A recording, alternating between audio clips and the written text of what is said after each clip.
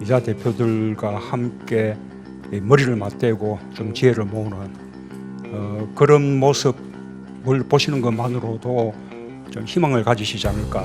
정부가 별다른 대책 없이 말로 국민 감정에 호소하고 있습니다. 주거경정 예산이 이렇게 시기를 놓치지 않도록 그렇게 협력을 해주시고 소재 부품 그 예산도 좀 국회에서 좀 충분하게 경제 현장에서는 정부의 소득주도 성장 정책에 대해서 많은 부작용을 우려하고 있습니다. 매우 힘들다는 말씀들 많이 하고 있습니다.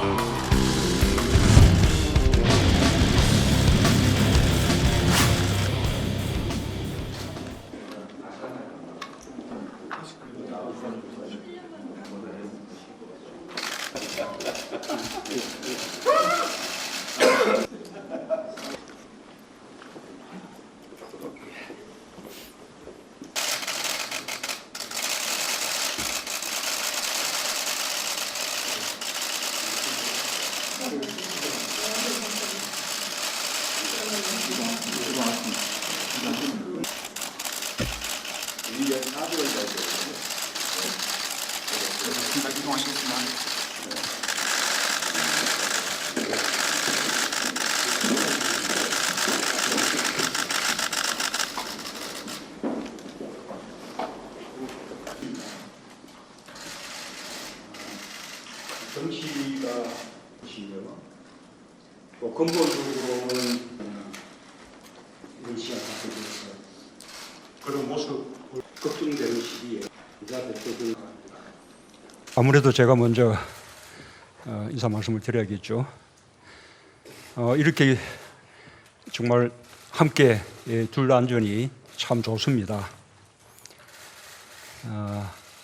정치가 국민들께 걱정을 많이 드렸는데 지금 경제가 엄중하고 또 앞으로 더 어려우실 수도 있는 그런 상황에서 여야 당 대표님들을 모시고 대책을 논의하는 이런 시간을 갖게 되어서 아주 무척 다행스럽습니다.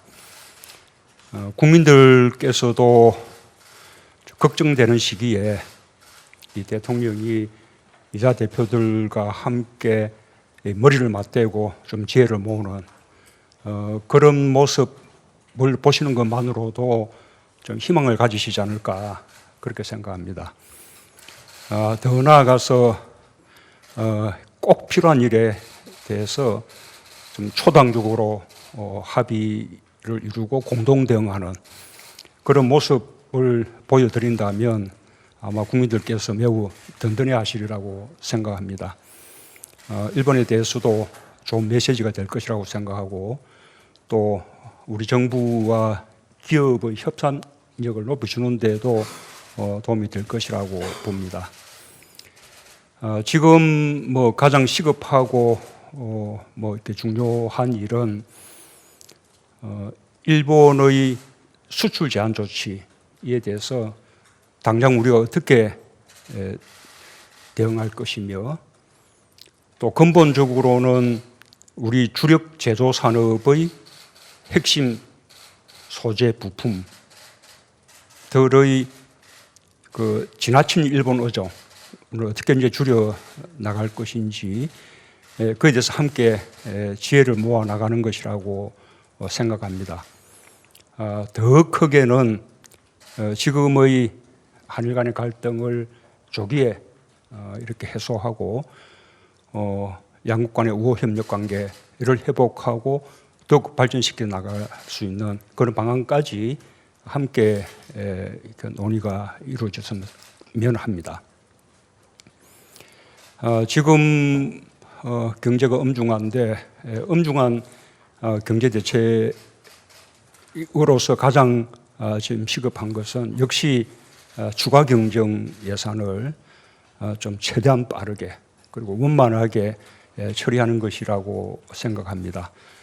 추가 경정 예산이 이렇게 시기를 놓치지 않도록 그렇게 협력을 해주시고 더 나아가서 소재 부품 문제에 대한 어떤 대책, 이게 그 예산도 좀 국회에서 좀 충분하게 반영시켜 주시기를 당부를 드리겠습니다. 저로서는 우선 이 시급한 두 가지 문제를 오늘의 좀 중심 의제로 삼아서 좀 집중적으로 논의하고 좀 초당적으로 그렇게 합의가 이루어지기를 저는 기대합니다. 그리고 아마 대표님들께서 또 더 하실 말씀들이 많으실 텐데 그런 다음 또 말씀들 해주시면 제가 잘 경청하도록 하겠습니다. 오늘 고맙습니다. 그리고 잘 부탁드립니다. 네, 잘 부탁드립니다. 있는 자리이기 때문에 우선 한기현 대표부터 먼저 말씀을 하시고 제가 나중에 하겠습니다. 제1당 대표께서 양보를 해주셔서 감사드립니다. 당면한 국가적인 위기 상황의 즈음에서 대승적 차원에서 우리 대통령님과 당 대표들의 회담을 제안했습니다. 오늘 당면한 여러 가지 과제들 같이 나누는 의미 있는 그런 만남이 되기를 바랍니다. 먼저 일본의 우리 경제 규제 조치에 대해서 말씀을 드리겠습니다. 일본이 양국 관계를 파탄으로 끌고 갈 수 있는 그런 경제 보복 조치를 한 점에 대해서는 대단히 잘못된 것이라고 생각하고 준엄하게 성토합니다. 지금이라도 일본 정부가 잘못된 이런 조치를 철회해야 한다고 생각합니다. 그리고 양국 관계 정상화를 위해서 함께 나서야 한다는 생각을 갖습니다. 우리 당은 일본의 경제 규제 조치가 나온 직후부터 이 문제를 어떻게 해결할 것인가에 관해서 많은 노력들을 해왔습니다. 경제 현장에 있는 분들도 만나고 전문가들도 만났습니다.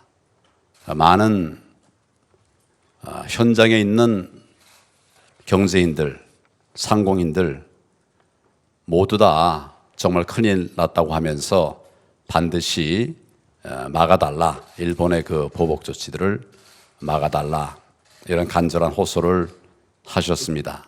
그리고 전문가들은 이것이 계속 진행된다면 돌이킬 수 없는 그런 피해가 발생할 것이라고 우려하면서 하루속히 이 문제를 해결해야 되는데 그 답은 외교적 해결에 있다, 이런 이야기들을 공통적으로 하셨습니다.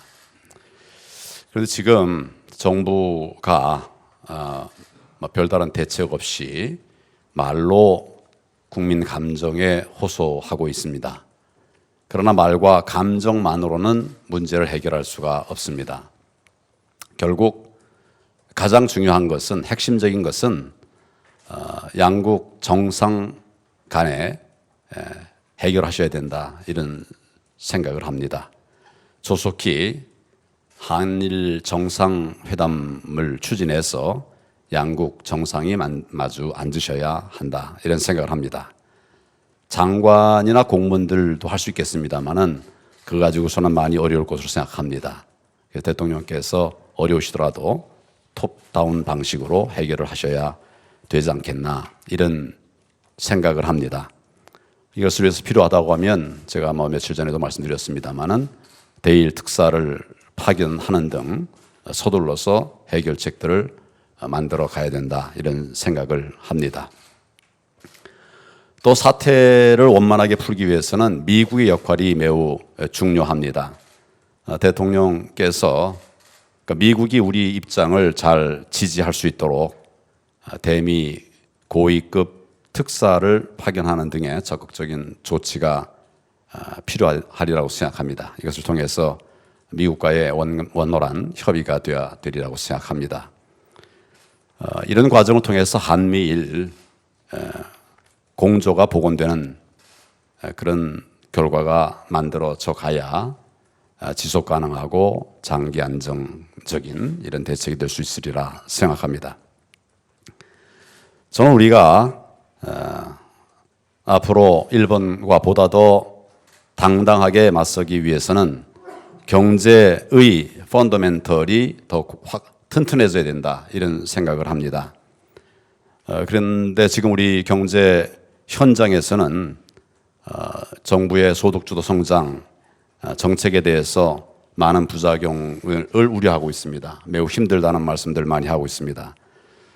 결과적으로는 우리 경제의 펀더멘털까지 약화시켜 가게 되는데 그동안에 제가 만난 전국의 자영업자들, 소상공인들, 또 중소기업들, 또 시장에 있는 분들, 많은 분들이 경제 정책의 전환을 요구하고 있습니다. 이렇게 해서는 안 되겠다, 못 살겠다, 이런 아주 정말 안타까운 이런 이야기들을 호소하셨습니다.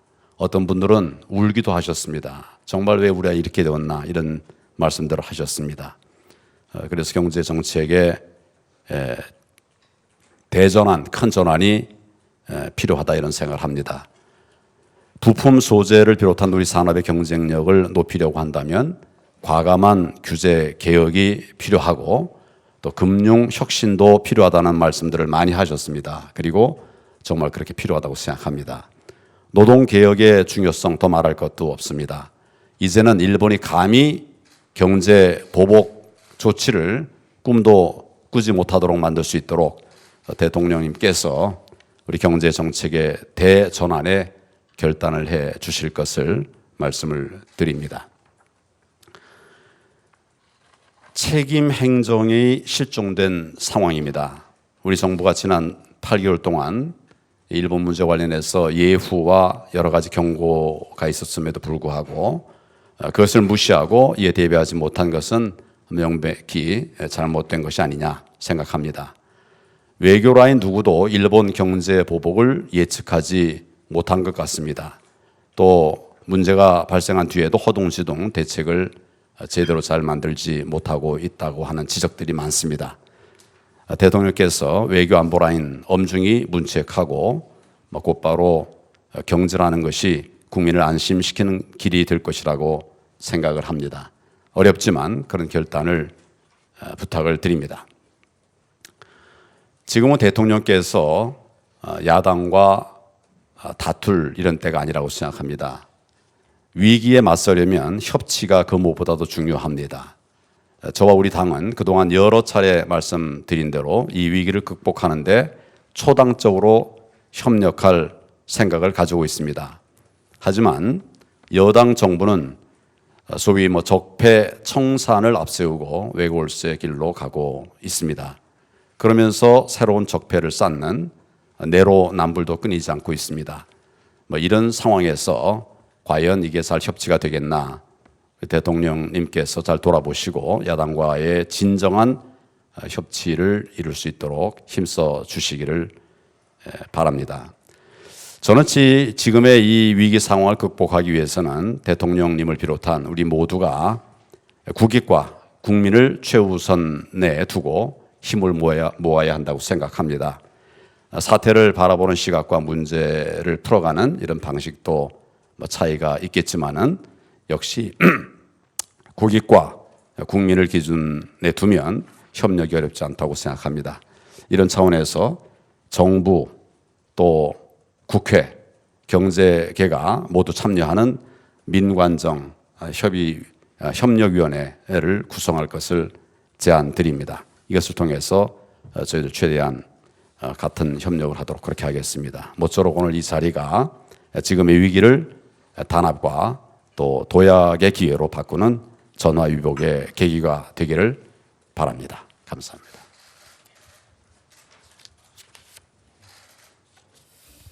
오늘 이렇게 귀한 자리를 마련해 주신 대통령께 감사드리고 특히 오자회담에 응해 주신 황교안 대표께 감사드립니다. 나라가 전반적으로 불안합니다. 경제가 어려워서 자영업자 등 서민들뿐만이 아니라 기업들도 힘들어하고 있습니다. 글로벌 신용평가기관에서는 우리나라 경제 성장률을 2% 이하로까지 평가절하하고 있고 실업률은 사상 최고치를 기록하고 있습니다. 북한 목선의 삼척항 입항, 해군 제2함대사령부 고동수상자 허위 자수 사건, 안보 불안이 가중되고 있습니다. 정치는 계속 싸움만 하고 있습니다. 제가 오늘 충남 보령에 다녀왔는데 5일장에 다녀왔는데 상인 아주머니가 제발 싸우지 좀 말라 이렇게 목청을 높여줬습니다. 우리나라가 제대로 갈 수 있을까 하는 위기감이 증폭이 되고 있습니다. 이런 상황에서 일본의 경제 보복이 가해져서 우리 기업과 국민을 분노와 불안에 떨게 하고 있습니다. 정부는 일본에 단호하게 대처하겠다고 나서면서 국민의 단합을 호소하고 있습니다. 저 자신이 한일회담 반대 운동으로 민주화 운동을 시작한 사람입니다. 그러나 일본과 한국과 일본은 끊을래야 끊을 수 없는 관계에 있습니다. 결코 반일 감정에만 호소하거나 민족주의적인 대응으로 해결할 일이 아닙니다. 이번 경제 보복은 분명 일본 정부의 잘못입니다. 일본 정부는 경제 보복 조치를 즉각 철회해야 합니다. 그러나 다른 한편 우리 정부는 일본이 방향 전환을 할 수 있는 계기를 만들어 주어야 합니다. 문제의 발단이 된 강제징용자 배상 판결에 대한 대책에서부터 해결책을 찾아야 합니다. 도덕성이 물론 우리가 높습니다. 그러나 도덕성이 높은 자가 대승적 양보를 먼저 할 때 문제 해결의 길이 열린다고 봅니다. 외교적 해결책을 강구해야 한다는 것입니다. 안보를 둘러싼 국제질서 또한 어지럽습니다. 작년 평창 동계올림픽을 계기로 전개된 한반도 평화의 분위기는 북미 개선으로 진전이 되더니 근데 최근에는 정작 당사자인 대한민국이 이 과정에서 소외되는 일이 벌어지고 있습니다. 북한은 최근 언론 매체를 통해서 북미 관계에서 한국은 빠져라, 북핵 문제에서 한국은 빠져라 이렇게 공개적으로 요구할 정도입니다. 물론 북한의 단견입니다. 그래서는 안 됩니다. 또 미국의 정치적인 욕심입니다. 그러나 우리는 우리대로 조급함은 없었는지, 치밀성에서 부족함은 없었는지 곰곰이 따져보아야 할 것입니다. 참 송구스러운 말씀입니다만 경제에 관해서는 대통령께서 철학을 바꿔주시기를 간곡히 호소합니다. 이제는 국가가 모든 것을 쥐고 흔드는 때가 아닙니다. 경제는 시장에서 이루어지고 일자리는 기업이 만드는 것입니다. 예산으로 일자리를 만든다는 생각은 버려주십시오. 소득주도 성장은 폐기되어야 합니다. 기업이 마음 놓고 활발하게 움직일 수 있도록 지원해 주시고 시장 우선 친기업 정책으로 철학을 바꿔주시기 바랍니다. 청와대 조직을 간소화해서 기구를 축소해 주십시오. 부총리가 기재부 장관입니다만 기재부 장관 위에 실질적으로 정책실장, 경제수석, 일자리수석, 경제보좌관, 일자리위원회 부위원장, 소득주도성장위원회 위원장 전부 다 간섭하는 자리입니다. 너무 많습니다. 경제수장이 독립적인 권위를 행사하지 못합니다. 시장 친화적인 경제인을 부총리로 앉혀서 이를테면 박정희 대통령 때 장기영이라든지 노무현 대통령 때 이현재라든지 김대중 대통령 때 이런 분들을 부총리로 앉혀서 시장이 안심할 수 있도록 하고 나라가 기업을 돕는다는 인식을 시장과 기업이 갖도록 해야 합니다. 마지막으로 정치개혁에 대해서 한 말씀 드리겠습니다. 청와대는 국회를 존중해야 합니다. 청문회를 하나의 요식행위로 취급하고 무시해서는 안 됩니다. 청와대 행정부와 국회가 긴밀하게 협의하고 합의를 통해 국정을 수행해 나가는 체제를 만들어야 합니다. 국회에서 긴급 처리 안건으로 올려진 연동형 비례대표제 선거제도 개혁은 의지를 갖고 처리해 주십시오. 나아가서 다당제 연합정치와 합의제 민주주의를 제도화할 수 있는 개헌에 착수해 주시기 바랍니다. 구체적인 사항은 비공개 회의에서 말씀을 드리겠습니다만 우선 급한 대로 몇 가지 제안을 하고자 합니다. 첫째, 한일 간의 경제 보복 문제를 해결하기 위해 조속한 시일 내에 한일 정상회담을 개최해 주십시오. 두 번째, 일본의 전문성과 권위가 있는 특사를 파견하여 현안 해결에 물꼬를 터 주십시오. 글쎄 그런 게 어떤지 모르겠습니다만 이낙연 총리 같은 분을 생각해 볼 수 있을 것입니다. 셋째, 한일 관계 원로 외교관 전문가들로 구성된 범국가적인 대책회의를 구성해서 일본과의 소통을 원활하게 해 주십시오. 듣기로는 일본에서 한국이 일본을 너무 무시한다 이런 얘기가 들린다고 합니다. 그러나 일본 관계 훌륭한 원로 외교관들이 많이 있습니다. 최상용 대사다, 공로명 대사다, 신각수 대사다, 아주 많이 있습니다. 지금 외교부 2차관도 일본 관계 전문가라고 하는데 이 사람들이 적극 활동할 수 있는 그런 기회를 만들어 주십시오. 네 번째, 개헌 문제를 논의하기 위해서 범국가적인 개헌 특위를 구성해서 새로운 대한민국을 준비할 수 있도록 해 주십시오.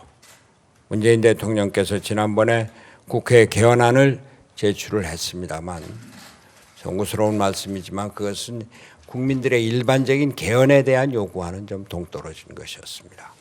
다시 새롭게 시작을 해 주십시오. 다섯째, 참 제가 당대표가 된 지가 10개월 됐는데 청와대 처음 왔습니다. 14개월 만에 열린다고 하는데 오늘과 같은 여야 영수회담을 정례화해서 여야 간에 국정 전반을 상의하고 국가의 미래를 준비하기 위해 국민의 힘을 모을 수 있도록 해 주시기 바랍니다. 감사합니다. 네. 네. 여야 5당 대표가 청와대에서 한자리에 모인 것만으로도 저는 울림이 있다고 생각합니다. 국민에게 주는 메시지가 있고 또 일본과 국제사회에 주는 메시지도 있습니다. 오늘 또 이 자리를 보면서 불안감과 위기감을 느끼고 있는 국민들께 위로와 또 힘이 될 거라고 생각합니다. 정상 국가라면 일본은 3.1운동 100년에 사과와 축하 사절단을 보냈어야 맞습니다. 100년 전 3.1운동을 살인 진압했던 일본이 돌려준 것은 보복입니다. 하지만 그때 한국과 지금의 한국은 다르지 않습니까? 3.1운동 100년 후의 한국은 정치 그리고 사회, 역사 윤리에서 일본을 압도하고 있습니다. 민주주의, 인권, 여성인권, 역사의식 등등에서 일본을 압도할 뿐만 아니라 그 점에서 일본보다 우위에 있습니다. 역사적으로 그러했고 또 전통적으로 한일 관계가 그러했습니다. 다만 경제 분야에서 일본이 앞서고 있지만 이번이야말로 일본을 올라설 수 있는 기회라고 생각합니다. 여야를 넘어서 정파를 넘어서 한 길로 가야 하는 이유가 거기에 있습니다. 피와 땀과 눈물로 여기까지 온 국민의 저력을 생각할 때 저는 분명히 우리 국민에게 이 난국을 극복할 힘이 있다고 믿습니다. 여의도에는 정쟁이 있지만 지금 우리 국민 앞에 또 지금 이 자리에는 애국의 길이냐 매국의 길이냐 두 가지 길밖에 없다고 생각합니다. 애국의 길로 가기 위해서 일사불란해야 합니다. 바늘귀의 실을 여러 가닥 꿰 수는 없습니다. 바늘귀 하나에는 하나의 실을 꿰야 합니다. 일사불란해야 합니다. 이 자리는 또 문재인 대통령께 힘을 실어드리기 위한 자리라고도 생각합니다. 당연히 장기전으로 가는 것은 바람직하지 않습니다. 경제 전쟁으로 굳어지기 전에 협상을 통한 해결로 가야 합니다.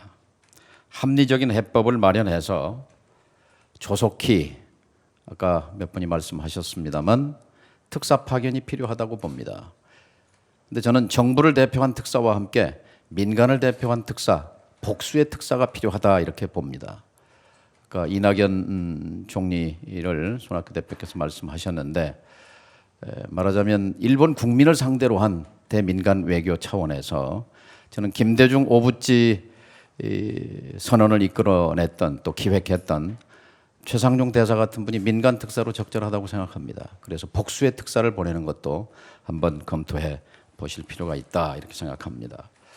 그리고 오늘 이 자리의 뜻을 살려가기 위해서 저는 내일 국회 본회의에서 대일 경제보복 규탄 철회 결의안을 반드시 통과시켜야 한다고 봅니다. 그래야 이 뜻이 살아납니다. 근데 그러기 위해서는 내일 추경안을 처리하고 대일 규탄 결의안을 통과하기 위해서는 여당이 양보해야 합니다. 뭘 양보해야 되느냐? 국방장관 해임 건의안 보고하도록 해야 합니다. 그래서 의회의 결정에 맡겨야 합니다. 이걸 봉쇄하는 것은 옳지 않습니다. 그래서 국회를 열고 대일 규탄 결의안을 처리하고 그리고 추경안을 처리하는 이런 상생의 정치를 합리의 정치를 하는 것이 맞다 이렇게 생각합니다. 한 가지 첨언하면 국난에 준한 이런 상황을 대처하기 위해서 전국의 초, 중, 고 대학에 특별 교육을 1시간씩 실시할 필요가 있다 이런 생각이 듭니다. 무슨 일이 일어나고 있는지, 대법원 판결의 내용의 본질은 무엇인지, 한일협정은 무엇이고 반인륜적 행위에 대해서 국가가 개입할 수 없는 그 논리는 무엇인지 등에 대해서 우리 국민이 꿰뚫을 필요가 있다고 생각이 됩니다. 한번 검토해 주시면 합니다. 어제는 71주년 재헌절이었습니다. 국회를 대표하는 국회의장께서 수장께서 현행 권력 구조로는 한국 사회가 전진할 수 없다. 이제 마지막 순간에 정치 지도자들이 결단해야 한다. 이렇게 촉구하셨습니다. 문희상 의장께서는 2009년도에 김대중 대통령께서 쓰신 일기 귀절을 인용했습니다. 이제는 대통령 중심제를 벗어나서 분권형 이원 집정제나 내각제로 바꿔가야 할 때다라고 한 김대중 대통령의 그런 일기 내용과 함께 그리고 노무현 전 대통령께서 과반수 정당의 총리 지명권을 주겠다고 한 그 언급을 상기시키셨습니다. 2년 반 전에 촛불을 들었던 2천만 시민들은 아직도 세상이 바뀌기를 또 한국 사회가 제도적으로 변화하기를 바라는 희망을 놓지 않고 있습니다. 이미 개헌의 골든타임이 지났다라고 말하는 사람도 있지만 지도자들이 결단하면 저는 갈 수 있습니다. 연동형 선거제와 개헌은 쌍둥이 형제입니다. 또 연동형 선거제가 마무리되면 곧바로 원포인트 개헌에 착수한다는 것이 지난번 작년 12월 나경원 원내대표를 포함한 5당 원내대표의 합의이기도 했습니다. 저는 문재인 대통령께서 2년 전에 여야가 선거제 개혁에 합의한다면 분권형 개헌에 찬성하겠다 이렇게 말씀하셨습니다. 그 말씀이 지금도 유효한지 그 말씀을 꼭 듣고 싶습니다. 끝으로 정치는 사회적 약자의 눈물을 닦아주는 겁니다. 대한민국에 아직 곳곳에 눈물 흘리는 사람들이 많습니다. 2년 전에 문 대통령께서는 가습기 살균제 피해자 가족들을 안아주셨습니다. 청와대로 불러서 눈물을 닦아주겠다 이렇게 말씀하셨습니다. 그런데 그 피해자들은 이렇게 말합니다. 2년 동안 변한 게 아무것도 없다. 얼마 전에 국회에서 민주평화당 갑질대책위원회에서 가습기 피해자 대책 모임을 했습니다. 300여 명이 모였는데요. 또다시 눈물바다가 됐습니다. 그때 약속했습니다. 제가 청와대에서 여야 대표자 회동이 열리면 여러분의 그 간절한 사연을 대통령께 꼭 전달하겠다. 그 약속을 지키게 돼서 마음이 가볍습니다. 그런데 피해자가 500만 명인데 피해 구제해달라고 신청한 사람이 6,500명인데 정부가 피해자로 인정한 사람은 고작 820명입니다. 가습기 피해자로 500만 피해자 중에 정부가 820명만 인정했어요. 사망자가 1,400명이 넘는데요. 그래서 지금 피해자들은 이 정부가 자기들 편이 아니라 피해자 편이 아니라 기업 편이다라는 강한 불신과 불만을 갖고 있습니다. 대통령께서 환경부를 한번 좀 잘 챙겨봐 주시기 바랍니다. 그리고 손 대표께서 말씀하신 대로 1년에 한 번씩 이런 자리가 아니라 정례적으로 적어도 올 12월 전에는 한 번 더 이런 자리가 있어야 한다 하는 말씀 드리고 싶습니다. 감사합니다. 네, 그 지난 대통령 선거 이후에 2년 2개월 만에 대통령님 이렇게 뵀는데요. 국내적으로 어려운 상황에서 나라를 운영하시느라고 고생이 많으십니다. 제가 월요일 날 그 정의당 제5기 당대표로 취임을 했는데 그날 마침 우리 황교안 대표께서 청와대 회동을 수용해 주셔서 오늘 이 자리가 마련이 된 만큼 앞으로 정치 지도자들이 국민에게 뭔가 희망을 줄 수 있는 그런 협력 관계가 잘 이루어졌으면 좋겠습니다. 그 아베 총리의 경제 보복은 시대착오적인 것입니다. 한일 양국의 경제뿐만 아니라 세계 경제의 안정적 성장을 저해하는 자해행위라고 생각합니다. 그래서 이 아베 총리의 도발이 계속되면 단기적으로는 긴장 관계를 감수하는 결연한 의지로 맞서야 된다. 그리고 정부와 정치권이 초당적인 협력을 통해서 아베 총리의 태도 변화를 이끌어내야 한다고 생각합니다.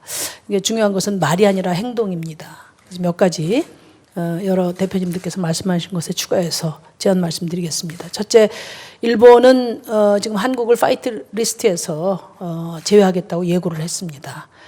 일본이 실제로 이런 조치를 취한다면 이것은 일본이 대한민국을 안보 파트너로 인정하지 않는 것을 의미합니다. 그렇기 때문에 우리 정부는 한일 군사정보보호협정 파기를 진지하게 검토해야 한다고 생각합니다. 일본이 안보협력 국가에서 한국을 배제하는 것이기 때문에 한국과 안보협력을 하지 않겠다는 일본에 어떻게 군사정보를 제공할 수 있나 이런 반문을 하지 않을 수 없습니다. 그래서 이 협정에서 명기한 바와 같이 1년 단위로 연장되는 이 협정이 파기되려면 만료 3개월 전인 8월 23일까지 일본에 통보를 해야 됩니다. 일본이 자초한 일인 만큼 명분이 있습니다. 그리고 미국의 협력을 효과적으로 이끌어내는 계기가 될 것으로 생각합니다. 둘째, 우리 정부는 일본을 WTO에 제소해서 자유롭고 공정한 무역 질서를 수호하려는 우리의 노력을 국제사회에 각인해야 합니다. 정부가 망설일 하등의 이유가 없다고 생각합니다. 셋째, 몇 분들께서 특사 파견 말씀을 하셨는데요. 특사 파견 반대는 하지 않습니다만 저는 조건이 있어야 한다고 봅니다. 우리가 특사를 파견하면 일본도 파견하는 상호 교환 조건이 전제될 때 검토를 해야 된다. 우리만 일방적으로 특사를 보내는 것은 일본에 이용당할 수 있음을 인식하고 신중할 필요가 있다는 말씀드립니다. 넷째, 기술 전쟁에서 승리하겠다는 의지와 계획이 필요하다고 봅니다. 이번 정부의 조치가 설사 취소된다 하더라도 5G와 미래 자동차 분야에서 기술 전쟁은 계속될 것입니다. 이에 정부가 철저하게 대비할 필요가 있다고 생각합니다. 민생 문제에 대해서 좀 말씀드리고 싶은데요. 민생 문제가 매우 심각합니다. 그렇지만 민생 문제의 핵심 중에는 여전히 노동 문제가 중심에 있다고 생각합니다. 비정규직과 1,000만에 가까운 200만 원 이하 노동자의 삶은 지금 벼랑 끝에 내몰려 있습니다. 그런데 우리 정치권에서 말끝마다 민생을 이야기하면서 최우선적으로 보호돼야 될 비정규직 노동자들의 삶을 계속 후퇴시키는데 힘을 모으고 있는 것에 대해서 좀 저는 우려스럽다는 말씀드립니다. 내년도 최저임금 인상률이 2.8%인데 이것은 경제 위기 상황에나 있을 법한 일이라고 생각합니다. 어제 한국노총에서도 민주노총에 이어서 최저임금 심의위원회 근로자위원직을 사퇴한 것도 그 때문이라고 생각합니다. 또 주 52시간제를 도입하면서 탄력 근로제 기간 확대를 검토를 해왔는데 저는 기간 확대를 제기하는 것이 52시간제를 정착하기 위한 재개 달래기 정도로 생각을 했습니다. 그런데 지금 재계와 또 일부 정치 세력들이 떡볶이에 제사 지내듯이 탄력 근로제 확대를 넘어서서 지금 선택적 근로제라든지 또 그 재량 근로제 같이 주 52시간제를 무력화하고도 더 계약하는 이런 지금 상황까지 밀고 가고 있습니다. 굉장히 우려스럽게 저는 생각합니다. 그리고 또 하나는 이제 대통령께서도 약속을 하셨지만 지금 ILO 100주년인데 창립 100주년인데도 불구하고 지금 ILO 핵심 협약 비준은 지금 일정에 올라 있지 않습니다. 뭐 대부분 정부도 그렇고 정치권도 중소기업과 자영업자를 위한 것이라고 말씀들을 하는데 저는 좀 분명하게 좀 짚고 싶습니다. 진짜 중소기업을 위한 것이라면 중소기업주들이 가장 지금 힘들어하는 단가 후려치기부터 바로 잡아야 된다. 그리고 진짜 자영업자들을 위한 것이라면 지금 천정부지로 뛰고 있는 임대료를 잡고 또 프랜차이즈 본사들의 어떤 갑질 이런 것들을 잡는 과감한 경제민주화 조치가 선행돼야 되는 게 아닌가. 그리고 제가 3년 전에 최고임금제법을 국회에 냈는데 3년 동안이나 잠자고 있는데 이게 시도의회에서 지금 실현되고 있거든요. 최저임금제를 속도 조절할 필요가 있다라고 한다면 기업이 어려운 가운데서도 정말 납득할 수 없는 고임금을 받아가는 우리 사회 고임금에 대한 속도 조절은 왜 필요하지 않은지 저는 묻고 싶고요. 지금 우리 사회의 세계 최고 수준의 불평등을 완화하기 위한 정치권의 책임 있는 저는 결단이 필요하다고 생각하고 특히 노동 존중 사회를 약속하신 우리 문재인 대통령께서 노동 정책에 대한 총체적인 점검과 대책을 마련해 주실 것을 요청드립니다. 한 가지만 더 말씀드리면 정치개혁 문제인데요. 대통령께서 새정치민주연합 대표셨을 때 제가 정의당의 대표를 맡아서 선거제도 개혁을 위해서 함께 노력했던 기억이 있습니다. 그리고 대통령이 되셔서도 선거제도 개혁에 대해서 아낌없이 성원해 주신 점에 대해서 감사 말씀드립니다. 어려운 과정을 거쳐서 지금 패스트트랙 지점까지 갔습니다. 그리고 오늘 민주당이 국회 정치개혁특별위원회 위원장으로 홍영표 전 원내대표를 추천해 주셨어요. 저는 선거제도 개혁을 위한 의미 있는 그런 진전이라고 생각을 합니다. 다음 주부터 정개특위를 가동해서 실질적인 여야 협상을 좀 진행을 해서 정개특위 활동 시한인 8월 말까지는 특위 차원의 개혁안은 의결이 될 수 있도록 좀 노력했으면 좋겠다. 특히 우리 황교안 대표님께 그 생각의 틀을 좀 바꾸셔서 자유한국당까지 함께 합의된 그런 선거제도 개혁이 이루어지기를 바랍니다. 감사합니다. 각 당 대표님 말씀들 잘 들었습니다. 어렵게 이 자리가 마련되었기 때문에 오늘 여러 가지 말씀을 많이 이제 하셨는데 나중에 충분히 토론을 잘 했으면 좋겠습니다. 무엇보다 오늘 가장 시급하게 논의해서 초당적 합의를 이뤄야 할 사안은 일본의 경제 침략 문제입니다. 야당에서도 말씀하시듯이 정부 대응에 아쉬움이 있다고 지적들을 하셨지만 일본의 부당한 공세에 맞서서 위기를 극복하고 국민에게 희망을 드리겠다는 마음은 여야가 다르지 않다고 생각을 합니다. 한일 관계가 굉장히 어렵고 이 경제 전쟁이 제가 보기에는 쉽게 끝날 것 같지는 않습니다.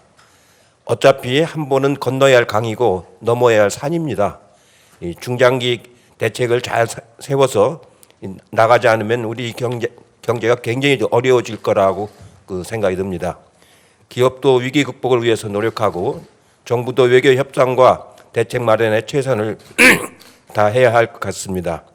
저희 당은 일본 경제 침략 대책 특별위원회를 발족시켜서 활동을 시작을 했습니다. 국회에도 그 5당이 합쳐서 국회에도 대책 특별위원회를 만들어서 활동을 시작을 하고 아까 정동영 대표께서 말씀하신 그 규탄 결의안을 채택하는 것도 굉장히 좋은 일이라고 생각을 합니다. 이럴 때일수록 초당적으로 대응하는 것이 매우 중요하다고 생각을 하고 있습니다. 그리고 기왕 이제 말씀이 나왔기 때문에 그 추경안을 빨리 통과시키는 것이 매우 중요합니다. 지금 추경안에는 통과되지 않으면 여러 가지 어려운 점들이 많이 있습니다. 강원도 산불 같은 경우는 주로 이제 산 그 재대책을 하는 건데 그 손을 안 보고 있다가 장마가 지면은 굉장히 위험한 사태가 또 벌어질 수가 있습니다. 그리고 요즘에 이제 중소조선사의 그 전형 보증 문제가 이제 심각하게 다가오고 있습니다. 수주는 해놨는데 보증을 받지 못하면은 일감이 날아갑니다. 이런 그 보증 대책을 한 예산이 이제 또 들어가 있고 그렇습니다. 그 외에도 지금은 좀 미세먼지가 좀 나아져서 얘기가 좀 덜 들어가는데 노후 경유차를 조기 폐차시키는 예산이 또 많이 들어가 있습니다. 그 외에 그 포항 지진 대책에도 이제 예산이 많이 들어가 있고 이런 것들이 집행이 되지 않으면은 내년 예산을 편성할 수가 없습니다. 8월 달에 내년 예산을 편성을 마무리해야 되는데 추경이 어떻게 처리되느냐에 따라서 이 편성 방향이 달라지는 거거든요. 그래서 가능한 한 내일 오늘 모처럼 이렇게 초당적으로 그 결의를 해서 그 심의는 거의 다 됐습니다. 지금 그러니까 그 추경안이 꼭 처리될 수 있도록 했으면 좋겠다는 말씀을 드립니다. 예, 그리고 지금 남북 관계가 판문점에서 지금 정상회담이 이루어졌습니다. 지난번 하노이 회담보다는 조금 진전된 형태로 나아가고 있는데 이런 기회에 국회에서도 이 남북 관계가 더 발전될 수 있도록 지난번 초월에서도 제가 말씀을 드린 것처럼 이 국회 방북단을 편성을 해서 평양도 가서 방문해서 공공회의도 하고 한 5당이 함께하는 그런 노력을 했으면 좋겠다는 말씀을 드립니다. 마지막으로 말씀드리고 싶은 거는 이런 그 대통령을 모시고 하는 그 자리도 굉장히 중요하지만 그 5당 대표가 자주 모여서 실질적인 형식적인 자리가 아니고 실질적인 그 정책 사안, 법률 사안을 가지고 논의하는 회의를 운영을 했으면 좋겠다는 말씀을 강조해서 말씀을 드리고 싶습니다.